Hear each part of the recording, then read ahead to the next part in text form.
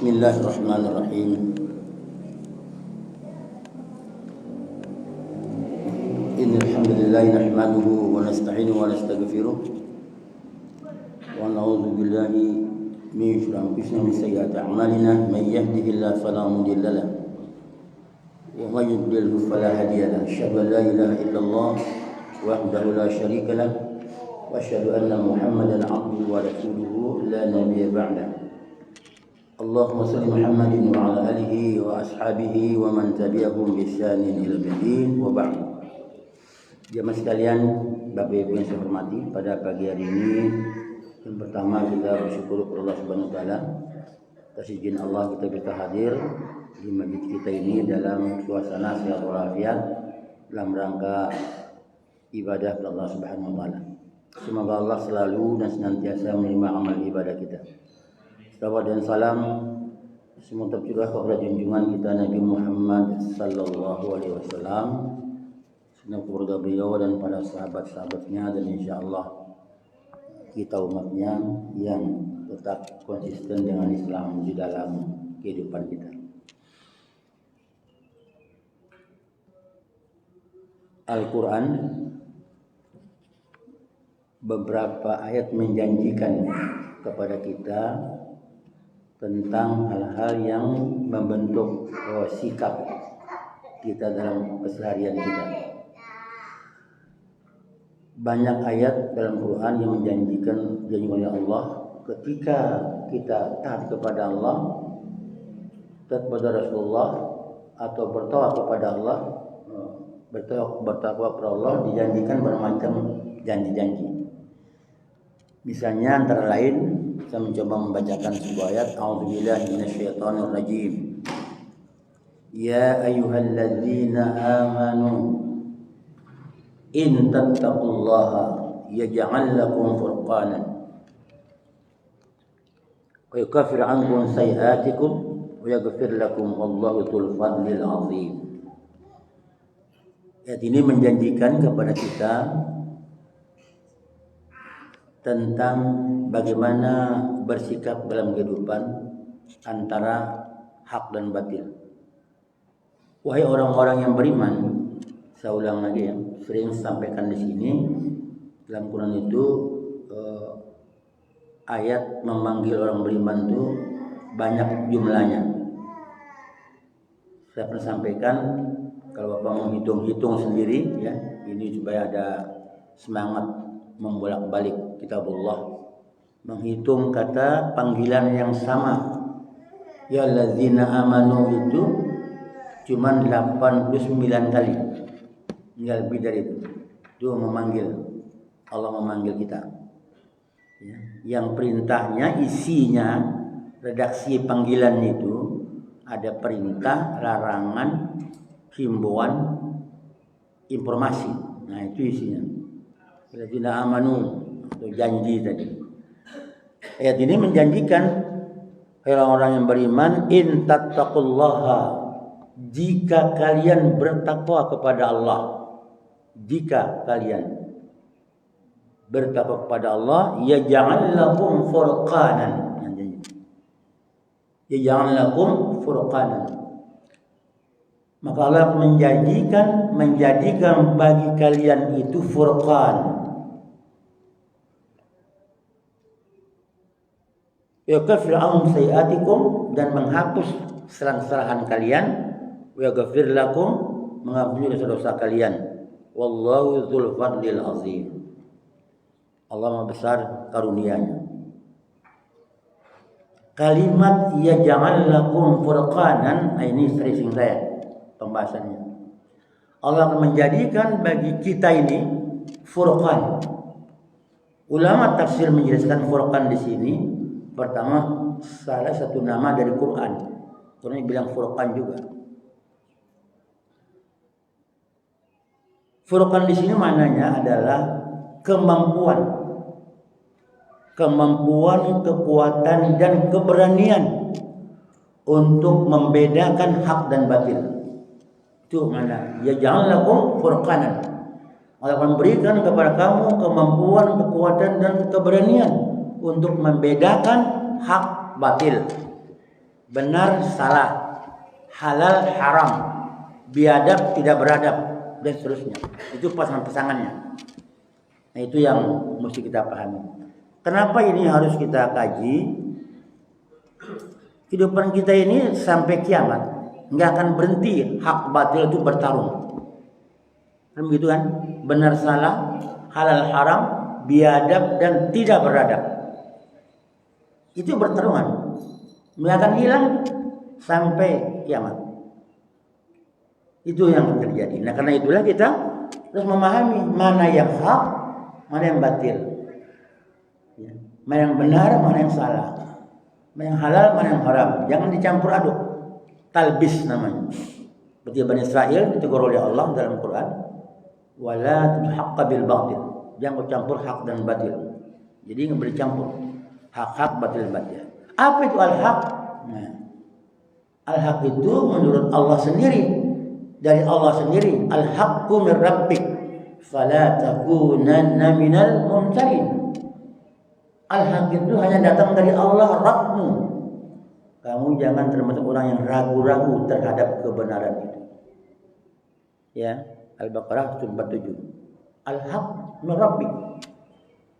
Jadi kebenaran yang hakiki bukan dari otak kita, bukan pendapat kita, bukan pendapat para ulama, para tokoh, para cendekiawan. Itu datang dari Rabb kalian, kata Allah. Min rabbik, dari Allah Subhanahu wa taala. Apa itu al-haq tadi itu dari Allah? Dinul Islam, itu al-haq. Dinul Islam. Setelah Islam datang, yang lain dianggap batil. Famaza bil haqqi illa dhalal. Setelah datang al-haq, yang ada kecuali setelah datang hak, maka kesesatan tidak ada lagi, hilang maksudnya. Nah, kemudian untuk menjelaskan ayat ini, hak batil din Islam itu al-haq. Maka Allah menjelaskan lagi. Seperti Rasul menjelaskan depan para sahabat-sahabat beliau, ya, ini pemantapan atau pengulangan. Rasulullah itu dengan telunjuknya yang mulia menggaris pasir atau tanah, entah dari kanan atau dari kiri, lalu menjelaskan hadza sabilullah mustaqiman. Ini jalan Allah yang lurus. Hadza sabilullah mustaqiman. Ini jalan Allah yang lurus. Di mana ini din Islam. Dibikin garis kiri kanan bercabang-cabang. Hadhihi subul syaitan. Yang ini jalan-jalan setan. Ada yang panjang hadisnya dari Ibnu Majah, ya, Abu Daud dijelaskan. Kiri kanan garis-garis yang banyak itu dibilang ini jalan-jalan setan. Yang lurus tadi sabilullah mustaqiman. Satu jalan lurus, banyak jalan-jalan yang bercabang.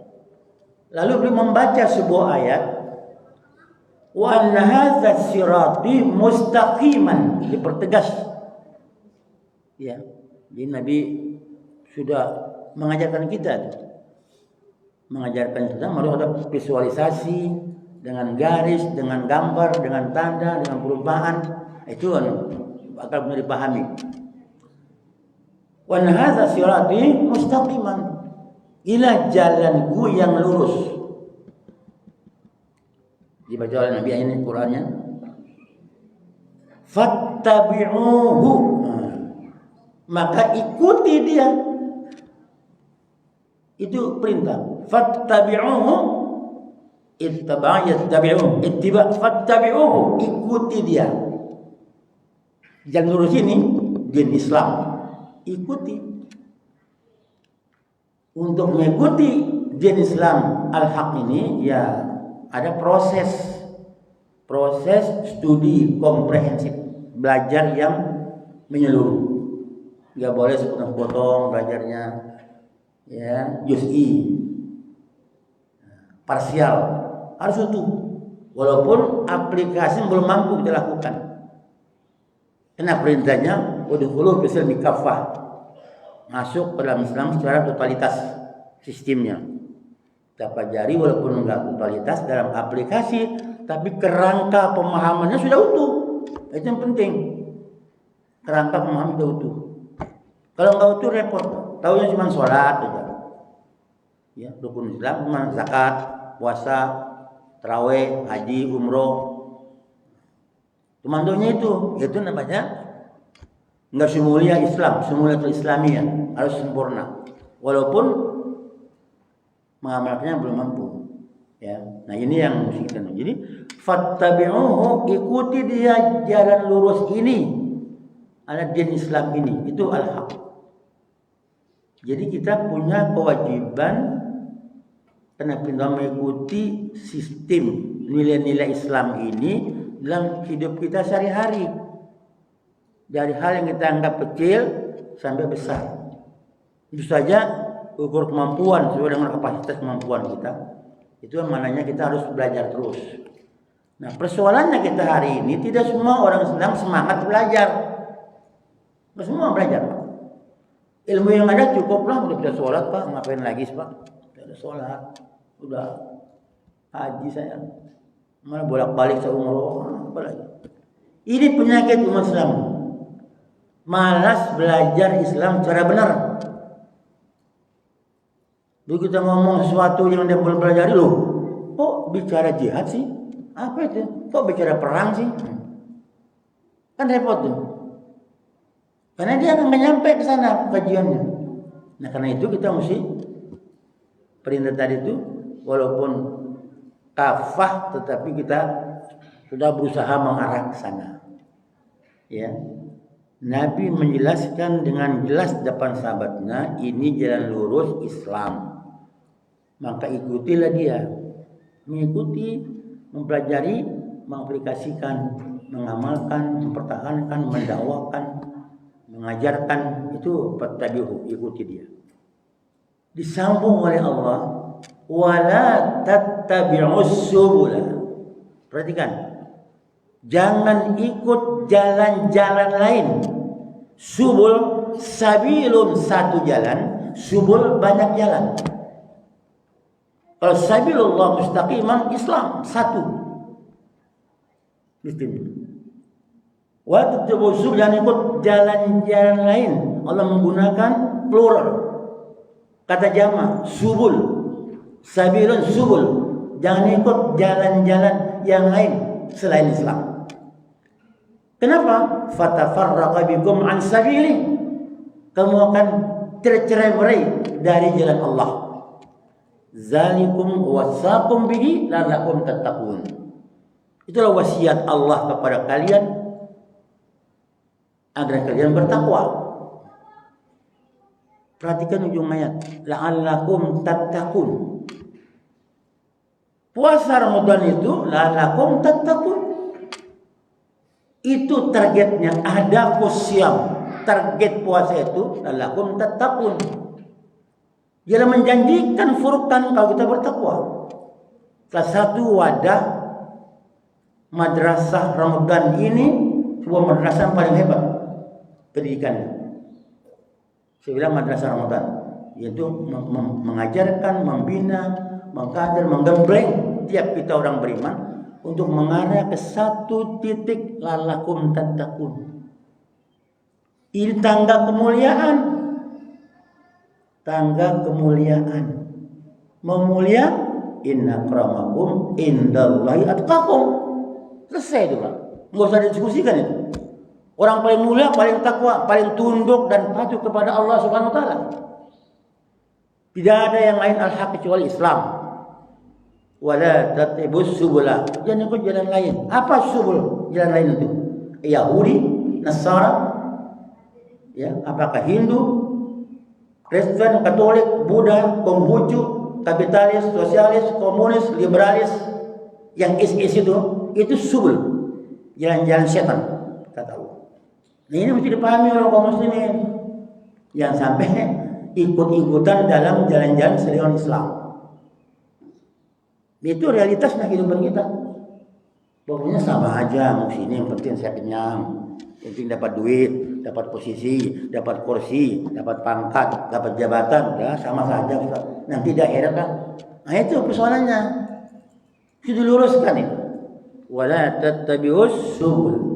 Jangan ikut jalan di luar Islam. Sistem, aturan, undang-undang, cara hidup. Jangan ikut. Fatafarraqa bikum an sabilih. Kamu akan tercerai-berai dari jalan Allah, ditinggalkan Allah. Ini persoalan keumatan. Nah, karena itu kita ada upaya untuk memahami. Jadi Allah menjanjikan kalau benar bertakwa, ya ja'alakum furqanan. Furqan itu walaupun Allah janjikan diberikan, dimudahkan pemahamannya. Sumbernya adalah Al-Quran sebagai furqan. Kan itu sumbernya. Syahr Ramadan alladzi unzila fihi al-Qur'an hudan lin-nasi wa bayyinatin minal huda wal furqan. Nah, itu kan. Quran diturunkan untuk hudan bagi manusia dengan penjelasannya wal furqan dan pembeda hak dan batil. Jadi kajiannya itu, oh di sini yang namanya kebenaran, ini kebatilan, ini musyrik, ini tauhid. Kan di Quran kajinya. Diperkuat, dijelaskan oleh Nabi, namanya sunnah. Ya sunnah itu penjelasan Quran dan pengamalan oleh Nabi bilang sunnah. Itu yang katakan sunnah itu. Jangan dibatasi. Sunnah itu yang sunat-sunat. Bukan itu pengertiannya. Seluruh aplikasi Quran yang Nabi praktekkan sunnah Rasulullah. Baik perkataan, perbuatan, diamnya, cita-citanya, itu namanya sunnah. Ini mesti dijelaskan dulu nih. Karena kita banyak memahami Islam terlalu sempit, hanya ibadah mahdoh. Ukuran orang, rajin sholatnya mantap dia. Sholat. Waduh. Puasanya sudah sunat. Udah benar itu, tapi jangan ukurannya. Ukurannya sikap itu loh. Yang sholat. Sikap kesehariannya. Nampak enggak wajah Islamnya? Keberpihakan kepada Islam yang jelas tidak. Kontra kepada kebatilan, pro kepada al-haq. Nah itu kelihatan. Ya. Nah, jadi oleh karena itulah jadi pertarungan hak dan batil, saya ulang lagi, tak akan berhenti.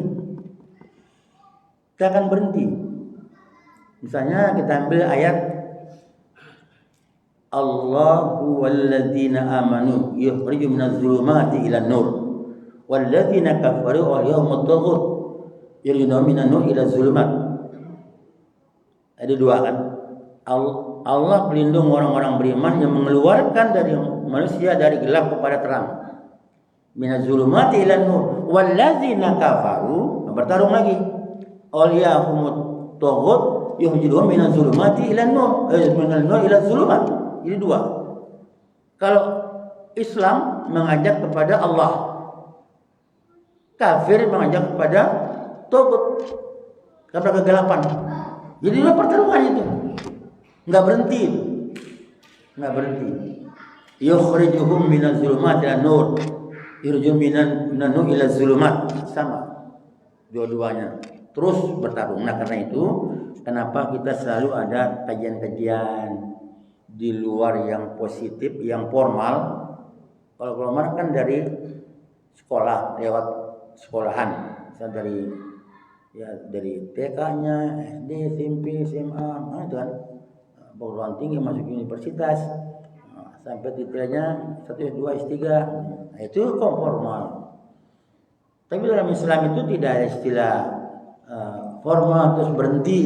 Nah, karena belajar Islam ini tidak ada berhentinya kecuali kita tidak mampu lagi memandang, menganalisa, memahami pelajaran-pelajarannya. Ya, kalau masih sehat akalnya tetap sebuah kewajiban. Jemaah sekalian berbahagia, karena itulah kenapa diulang-ulang oleh Allah SWT itu untuk belajar. Nabi memberikan penekanan bahwa setiap muslim itu harus belajar. Kata wajib.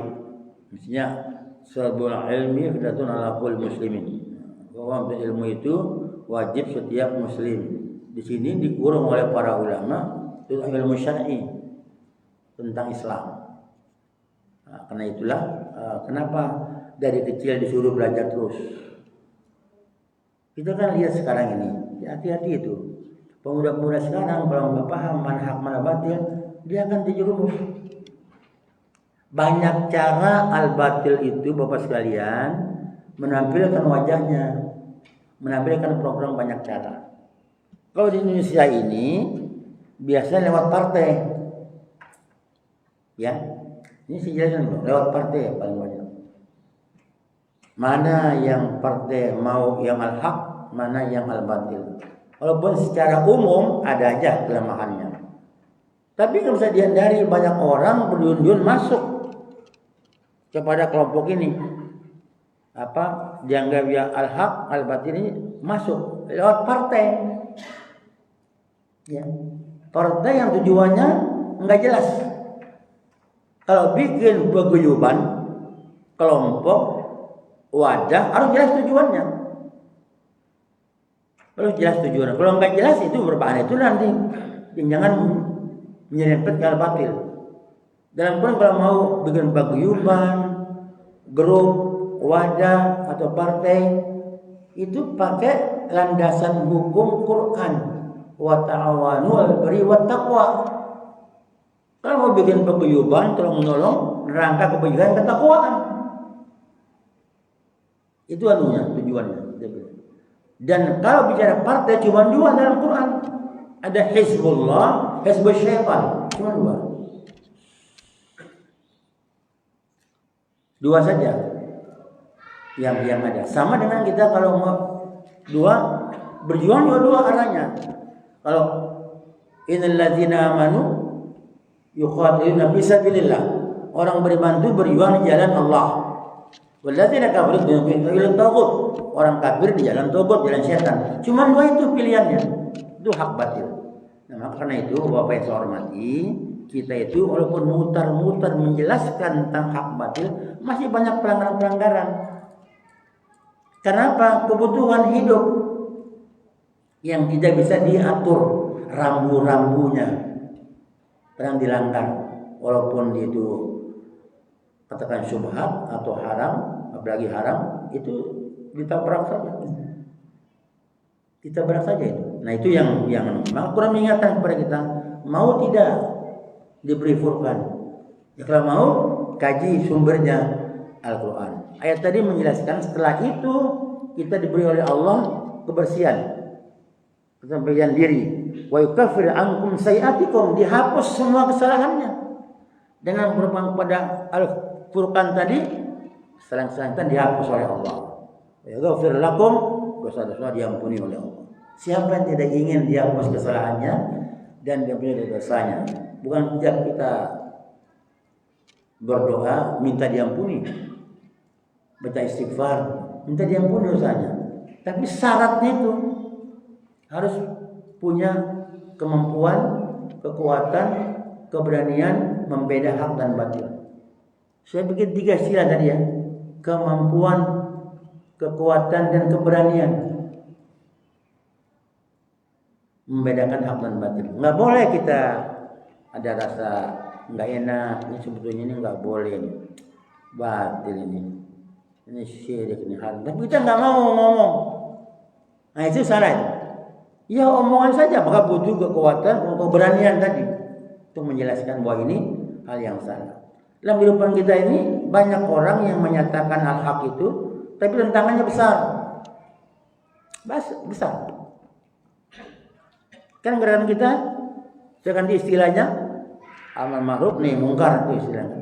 Nah, menggerakkan orang agar beramal kepada Al-Quran, dan yang satu mencegah yang berlanggar Quran yang mungkar. Ini yang setiap orang mengatakan al-haq atau yang ma'ruf, tantangan luar biasa. Baru mengatakan, ngajak, apalagi mencegah yang mungkar, wah itu langsung tantangannya luar biasa. Nah ini yang kita hadapi. Nah karena itulah yang tantangan itu nggak pernah hilang, Pak. Ya.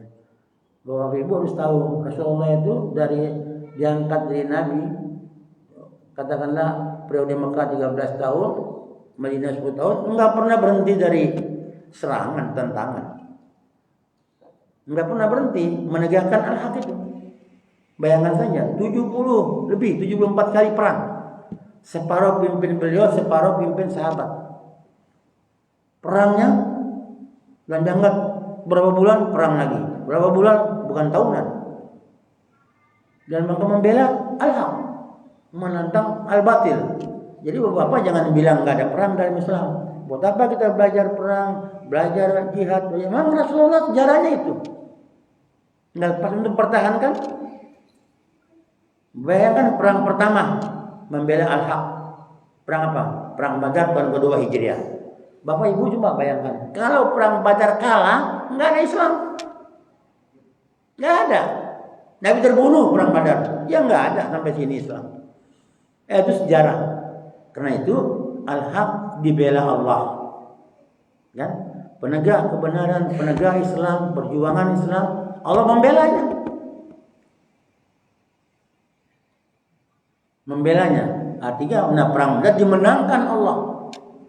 Nabi nggak bilang menang, tapi dimenangkan Allah agar Islam terus berkembang di dunia ini. Nah itu yang mesti kita beri motivasi. Maka lewat Ramadan ini, nah baru saya nyambung.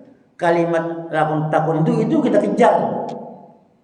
Kita kejar. Jangan Ramadan cuma berlapar-lapar, berhaus-haus saja, terus masjid penuh tarawih. Udah benar itu. Tapi kita harus lihat pengaruh dari Ramadan, pengaruh tarawih, pengaruh qiyam Ramadan, pengaruh tilawahnya dan lain-lain dalam Ramadan ini yang madrasah terbaik untuk membangun, membina kepribadian kita dalam berislam. Itu yang mesti Bapak Ibu perhatikan, kalau kita perhatikan semua. Tidak semua orang yang habis Ramadan terus lulus. Nggak semua juga. Kan Bapak lihat nih, ini buktinya. Tadi staf sampai sana stafnya. Tidak sampai belakang tadi. Sampai staf tadi. Bubar itu. Saya mau nggak curiga, ngapain pula nggak ada pengajian diumumkan tadi. Tidak suka ngaji. Kemana itu? Nggak mungkin berangkat sekarang kerjanya. Umumnya tinggalkan pengajian, itu berbahaya. Coba yang tanya, separuh hilang. Tanya, Fatihah nggak ngerti itu nanti. Coba Fatihah terjemahkan. Belum tentu tahu itu. Ada juga yang sok karena bukan ustadznya pergi. Nah itu masalah umat ini. Untuk mencapai hak batil ini, masih orang berbicara tentang ustadz favorit. Nggak ada dalam Islam itu. Selama dia Al-Quran, hadis yang jelaskan sama saja. Enggak bukan komunitas tertentu. Enggak ada dalam Islam. Firqah. Nah ini yang ingin saya jelaskan semua. Ini pertarungan hak batil. Kita jangan bikin masalah sendiri dalam Islam. Ya kita nggak punya wewenang, nggak punya otoritas. Bikin komunitas kelompok ini, namanya ini itu nggak punya otoritas. Akhirnya kita susah untuk bertemu, bergaul, silaturahim, bersatu dan sebagainya. Nah itu, karena itu, kenapa itu terjadi, Pak? Ya, itu majlis ilmu itu ada hadis Nabi yang menarik. Saya terjemahkan saja hadisnya. Ini menarik nih. Kata Rasulullah, kalau kamu sedang berjalan lewat taman surga, mampir dan nikmati. Ini terjemah ya, soal aslinya. Kalau kamu sedang berjalan ada taman surga, mampir dan nikmati taman surga itu. Mampir, jalan nggak sengaja ini, jalan bisa kemana misalnya. Tapi ada taman surga, mampir dan nikmati kata Nabi. Bertanya sahabat, apa taman surga itu? Dia bilang, majalisul ilmi, majelis ilmu. Itu nggak sengaja lewat, ada suruh mampir. Ini sengaja tadi tinggal. Paham nggak Pak? Sengaja tadi tinggal. Ini nggak sengaja disuruh mampir sama Nabi, nikmati duduk. Itu. Ini kejadian-kejadian motivasi. Diberi motivasi. Nah seperti itu caranya. Jadi jangan nggak suka majelis ilmu, ya. Yang kita undang syukuran, walaupun duduk di teras mau kelas tikar di teras syukuran apa tenteng besek, senang itu. Makanya ngaji bikin besek Pak. Banyak nenteng tiap bulan, mungkin mau. Kalau syukuran rumah itu datang tuh. Nah, karena ada tentengannya, ya. Nah, begitu Pak, bikin tiap ngaji itu tentengan, bagus isinya. Mungkin begitu mau kali. Oh aneh, di rumah ada kajian kok pulang. Nabi nggak sengaja saja suruh mampir sama Nabi, duduk dan nikmati majelis ilmu itu sebagai taman-taman surga. Soalnya luar biasa. Nah ini karena itulah kenapa kalau mulai ustadz dah itu nggak masalah, mau banyak mau 5 orang itu tetap juga dia ceramah. Itu cuma kan sayang Pak, kalau buat dai itu prinsipnya dai jangankan banyak, 3 orang dia ajar, 1 orang dia ajarin. Ini kebutuhan itu ini kebutuhan kita kepada generasi. Nah, orang juga butuh dengan ilmu. Nah, itu yang persoalan yang orang belum nyampe pola pikirnya itu. Ya, kita belum butuh dengan ilmu. Itu anunya yang mesti kita rancang. Maka ada muncul gini, saya campur-campur muncul problematika dakwah 1. Problematika umat. Jadi 2 ini, problematika dakwah, problematika umat. Itu problematika dakwah itu artinya kajiannya ya yang belum mampu komprehensif misalnya bersilabus sehingga orang memahami bab selesai ya sampai tuntas, itu problem dakwah ya.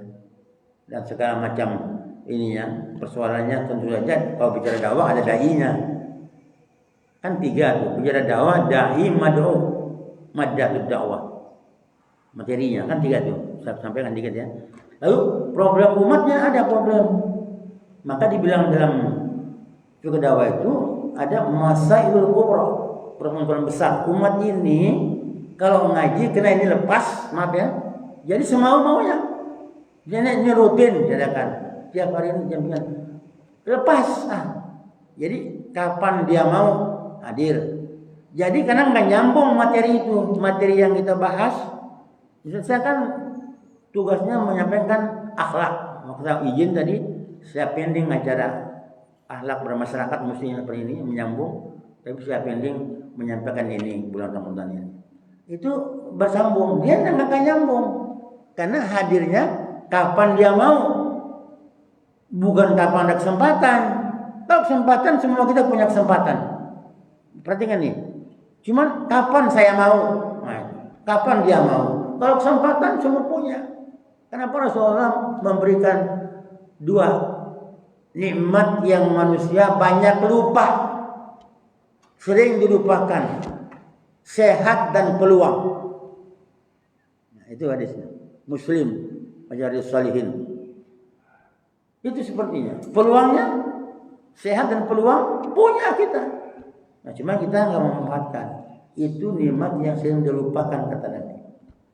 Nah, karena itulah untuk mendapatkan furqan tadi, kembali ke pembahasan kita harus serius belajar. Allah mudahkan. Tanpa kita, Bapak, Ibu dan saya paham benar salah, susah. Mana yang benar, mana yang salah. Coba Bapak masuk Bapak. Kalau mau main partai kan susah tuh. Kita kadang-kadang juga gak juga mau partai ini saya masuk. Karena di sana kadang ada duit, ada posisi. Tapi kalau memperjuangkan Islam susah itu Pak. Susah itu. Dan semua aktivitas itu dalam rangka fisabilillah. Kalau di luar itu nggak ada nilainya Mas. Itu yang belum sempat dibangun. Walaupun ada partai-partai yang kelihatan ya nilai Islamnya di bawah. Ya, lumayan. Tapi kadang-kadang ada yang lebih parah. Ya. Bawa nama Islam, pakai lambang Ka'bah lagi. Coba. Tapi tidak ada apa-apanya. Lambang Ka'bah di bawah. Itu kan susah coba. Kemana arahnya? Enggak jelas. Masih tunduk patuh pada sesuatu yang batil. Ini persoalan kehormatan. Jadi contoh aja itu contoh. Maka muncul tandingan-tandingan dia bergabung. Ada partai yang isinya banyak anak-anak PKI, banyak LGBT, udah nggak ada Quran tuh penampilannya. Masuk juga. Ini persoalan kita. Itu hak batil nggak jelas tadi, talbis, campur aduk. Kalau muslim ya, kalau non muslim atau kafir terserah dia. Nah ini kenapa banyak sampaikan di setiap kali kajian selama Ramadan ini, karena orang berpikir mumpung banyak yang hadir, saya sampaikan hal-hal semacam ini karena penting. Penting, antum jangan berada di pihak al-batil. Walaupun duitnya miliaran, sangat rugi. Al-haq jangan dijual dengan al-batil, walaupun nilainya kata Ali bin Abi Thalib menjual iman, menjual al-haq itu dunia dan isinya enggak sebanding, itu harga murah. Dunia dan isinya enggak sebanding. Berpihak kepada al-batil nilainya ditukar dengan dibayar dunia dan isinya enggak sebanding, itu harga murah. Bayangkan betapa mahalnya prinsip-prinsip al-haq.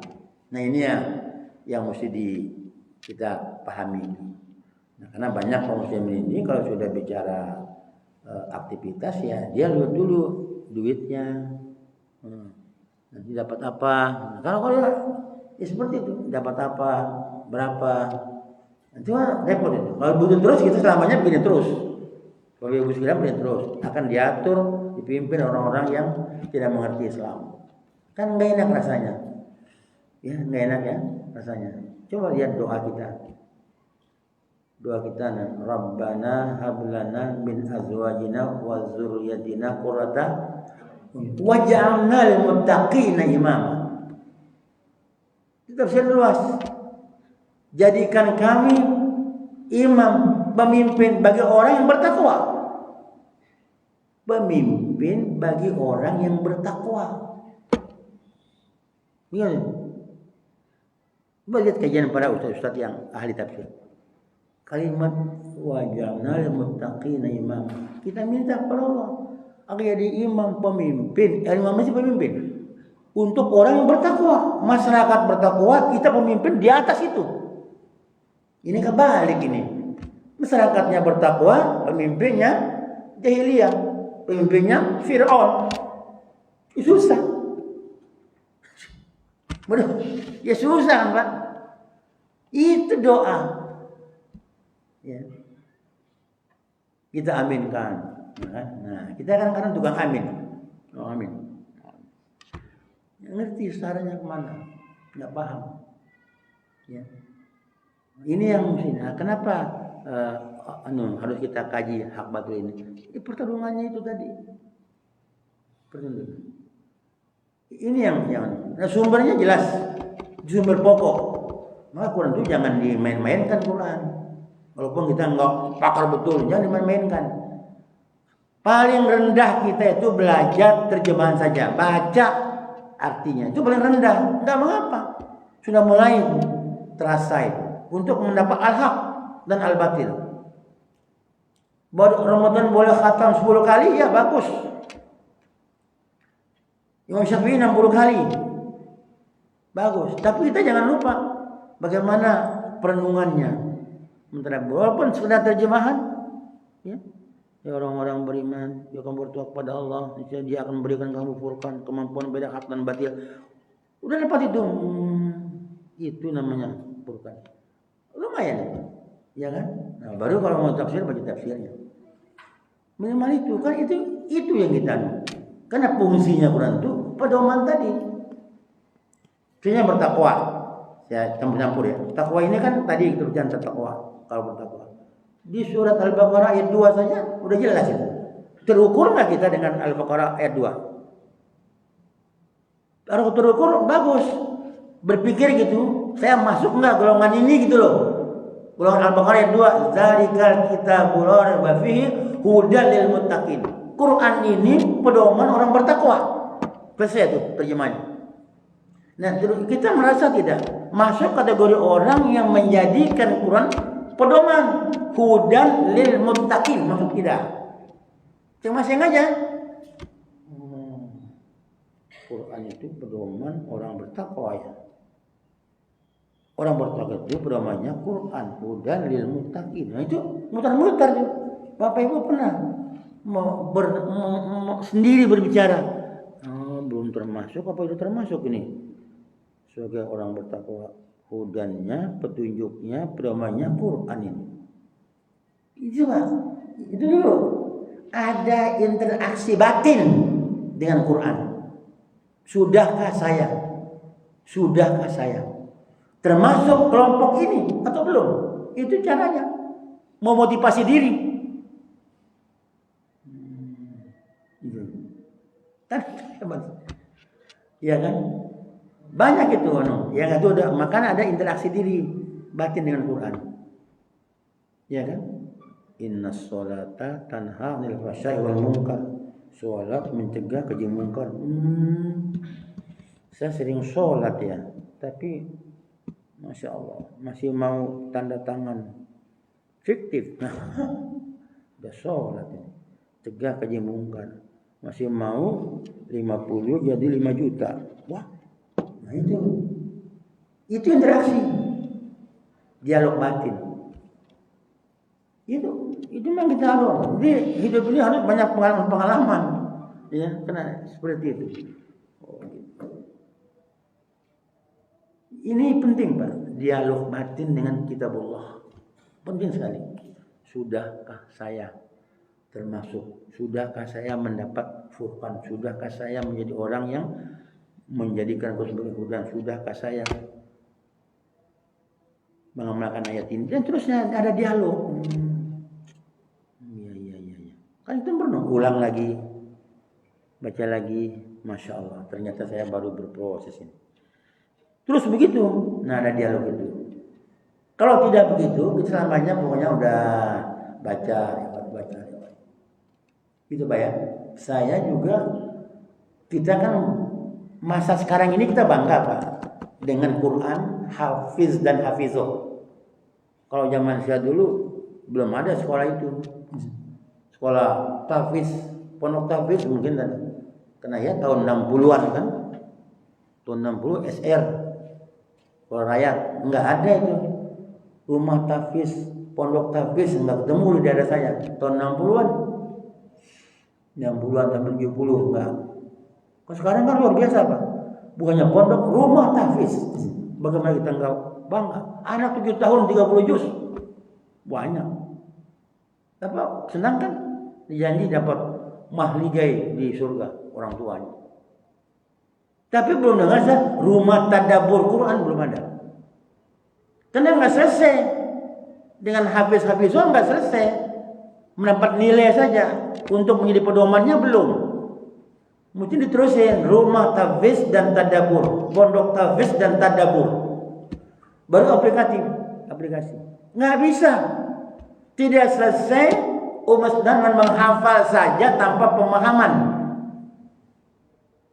Karena Allah menyinggung itu. Afala yatadabbarunal Qur'an amala qulubin aqfalha. Kenapa kita memahami Quran? Apakah hati terkunci? Artinya ada tadaburnya. Baru menjadi hudan linnas, hudan lil muttaqin.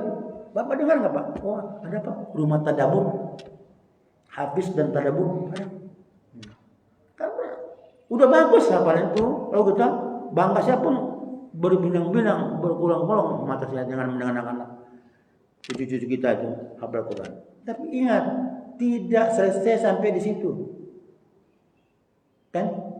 Dikaji maknanya untuk menjadi hudan, pedoman. Itu ya, Pak ya. Nah, ini yang disampaikan. Nah, itulah mana Furqan tadi. Ini yang harus dihantam terus ini, kejar terus. Ya, saya terus terang ya, sepakatlah kita banyak pondok tahfiz, rumah tahfiz. Tapi orang tamat sudah, oh bagus, hafal 30 juz. Tanya anak itu, arti Fatihah udah mampu belum? Itu dulu. Ini kan masalahnya kita. Itu cuma problem kita. Belum ada kesepakatan. Tapi udah bagus kita bangga pertama anak hafiz sampai lomba-lomba ke Timur Tengah dapat juara orang Indonesia. Lomba ke Turki dapat juara lomba tahfiz. Cuma lomba tadabbur Quran. Ya. Itu bukan masalah hafalan di sini. Bukan masalah hafalan. Kalau di Saudi hafalan itu biasa. Saudi itu. Di Madinah itu enggak. Hafiz itu kalau al-hafiz di Madinah itu hafal hadis ribuan. Baru bilang hafiz berarti hafal 10.000 hadis. Kalau 1.000 hadis itu al-hafiz. Itu anunya. Nah, jadi karena itu kita mesti paham yang lebih. Nah, itu perlu banyak wawasan ya, memotivasi diri kita. Apakah saya sudah termasuk kelompok yang mendapatkan furqan, yang paham al-batil, paham al-haq? Apa saya berada di pihak al-batil pada hak? Kita ini kan kadang-kadang susah, Pak. Sudah sholat tapi ke sana larinya. Sudah sholat, Allahu Akbar tunduk sana, golongan kiri. Susah itu. Kan istilah golongan dua, golongan kanan, golongan kiri, golongan jannah, golongan nar, ashabul yamin, ashabul shimal, itu aja. Tapi kan sholat ke sana larinya, berundung sana, lalu dikeroyok, al-haq dikeroyok, mal batil. Yang di al-batil bukan hanya orang kafir, muslim di al-batil keroyok al-haq, ramai-ramai dikeroyok, disalahkan. Nah, itu yang terjadi kita, Pak. Di kelompok al-batil itu bukan hanya orang kafir, orang muslim, orang mukmin ada di sana mengeroyok al-haq. Ngeroyok kita ini yang benar ini dikeroyok juga oleh dia. Muslim juga. Kenapa? Bayarannya jelas. Namanya buzzer atau buzzer. Gitu ya? Iya Pak Masrur. Buzzer. Nah, itu namanya. Itu muslim itu. Kena fulus, ya, duit, money, apa lagi bahasanya? Nah itu semua, itu masalahnya. Kenapa mesti begitu? Yang kita dapat teman kita sama muslim, kamu di situ sih, habisnya ini duitnya mana? Di situ dia. Kenapa kamu di situ? Duit. Tanya aja, kenapa itu? Duit. Kalau yang gede hebat lagi, langsung rekening masuk 10 miliar menangkan ini. 10 miliar itu enggak tanggung-tanggung itu doktor, profesor itu mah. Bukan kelas kita. Miliaran itu udah masuk duluan. Ini kan persoalan kita di situ. Jadi kita ini hak batil ini pertarungan, benar-benar pertarungan. Saya berharap pada diri saya dan kita semua jangan terjebak dengan al-batil walaupun sekian nilainya. Alif betul jadi walaupun dia dan isinya enggak sebanding, jangan dijual itu. Masya Allah. Jangan dijual. Kalau kita semua kan jadi kacau jadi.